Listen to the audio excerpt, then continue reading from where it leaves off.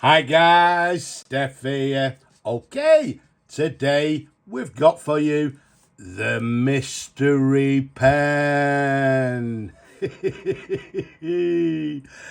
Yes, now for you regular viewers, you'll note that in my pen hauls, occasionally I like to leave you in suspense with a pen, so I don't show it to you, and hopefully you sort of look forward to seeing the pen in the flesh, so to speak. But here's the pen. There you go. Well, there you go. All you can see is the case, and here it is. Here's that case once again.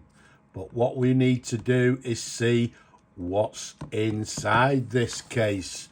It's just a normal sort of plastic case. It's not the original one for the pen, but if we open it up, let's take the pen out for you.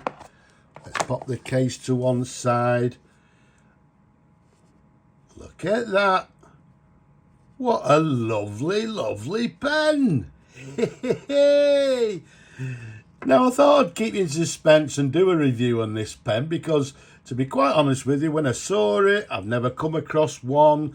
And I thought, what a gorgeous, handsome looking fountain pen. So what is it? Well, what we've got is a Waterman Charleston fountain pen, and this is the Charleston GT with gold trim, as you can see there. And I don't know how clear it is. It comes in a lovely dark green colour. I've heard it actually being called tartan green, but are rather unusual, but in my opinion, a lovely, handsome fountain pen. Now, as I say, it's the Charleston GT. It comes, as you can see, in this sort of a retro style, and some of the features on it have a sort of Art Deco styling to the pen. Now, the size of this pen from the top of the cap to the bottom of the barrel is 134 millimeters capped. Around the barrel to the top there at the thickest, because you can see it sort of tapers down slightly, is a lovely 12 millimeters in diameter. Now, if you look at this pen, for people that sort of collect or are in the know regarding fountain pens, you will look at it and say, I may have actually seen that pen before, because I believe it may have actually been styled on the vintage Waterman 100-year fountain pen. And if you look at the Waterman 100, yes, it does have some similarities, but this one being much more modern. And when I say modern, I believe it was launched, I think, early 2000, so around about 25 years ago. It's now obviously discontinued, but as I said, in my opinion, I looked at this pen and I thought, I'm repeating myself, it's a gorgeous, handsome pen. You can see it's got a gold band down to the bottom of the barrel there. It's got this sort of band, if you like, in the middle of the barrel, and it's got these ridges, if you like, to each side, and you can see it says Waterman. And if you look at the sort of pattern, we've also got this, like an Art Deco pattern to this particular band. Very nice indeed. And then to the cap, we've got this quite a thin cap band to the bottom of the cap there. We've got this, I would say, quite a recognisable Waterman clip with the sort of, if you like, the cutout to the centre there. And you can see it sort of flares out slightly towards the finial. And then to the top there, you can see it's got this inlaid gold W for Waterman. So very, very nice indeed. Now, let's unscrew the cap. So it's got a lovely screw on, screw off cap. Let's give you a few different angles. And as I say, when I got it, I thought, what is that? And I had to sort of do a little bit of homework. And yes, when we found out it was the Charleston, I thought, very nice indeed. You can see the threads there to the top of the barrel, and then we've got this section, slightly concave, flares out towards the nib. And then we've got this lovely Waterman nib to the top there. And it's got the W logo to the top. And then underneath it has Paris. To the left it has 18 carat. And then to the right 750. Okay, so a lovely French 18 carat gold nib. A lovely size as well.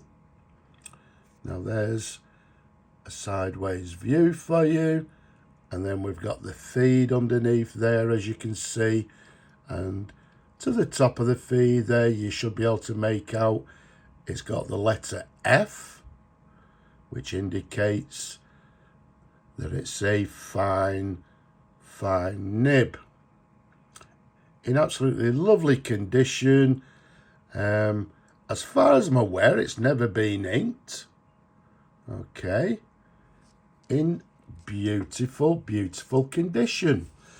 Now inside, it came with nothing inside. I've installed a brand new Waterman converter inside the pen. So the pen is a cartridge converter. You can see it's got this large sort of long brass section here, but yeah, what I've done, I've put a new converter there. So well, what we'll do, we'll try and find a home for this pen so the new owner can fill the pen with their favorite ink. Okay, so you know what to do. If it's of interest, down below, get in touch. Even with my large hands, it's a lovely, comfortable pen. Is it oversized? Maybe. It's a little bit bigger than I would say a standard pen. So very comfortable, because I personally prefer oversized pens, and this would fall quite nicely, I would think, into that category. Now, because it's never been inked, we're going to leave that pleasure to the new owner. But what we'll do, let's just do a dip test. So let's dip it in the ink to the right here, and let's see how it writes. So what we've got is a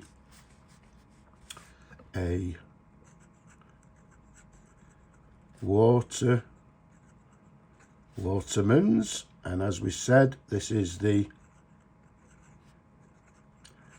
Charleston, and we're dating the pen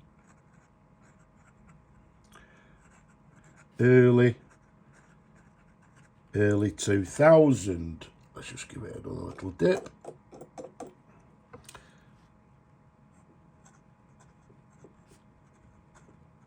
It's writing very nicely indeed. Although it's got a fine line, it's quite a stiff nib. There's no flexibility in the nib, but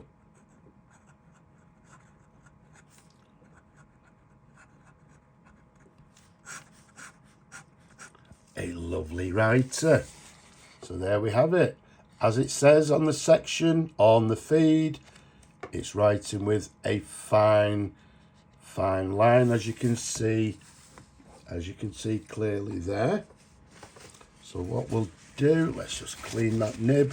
We'll clean it after the video, and as I said, we're going to be looking for a new home for it. So I'll make sure everything is nice and clean and ready to go. So there's the mystery pen for you. An absolutely stunning, in my opinion, a handsome Waterman Charleston GT fountain pen in tartan green with gold-plated, gold-filled trim, as we've shown you there. Very, very nice indeed. A lovely modern pen. So there you have it. I hope you've enjoyed looking at the pen as much as I like showing them to you people.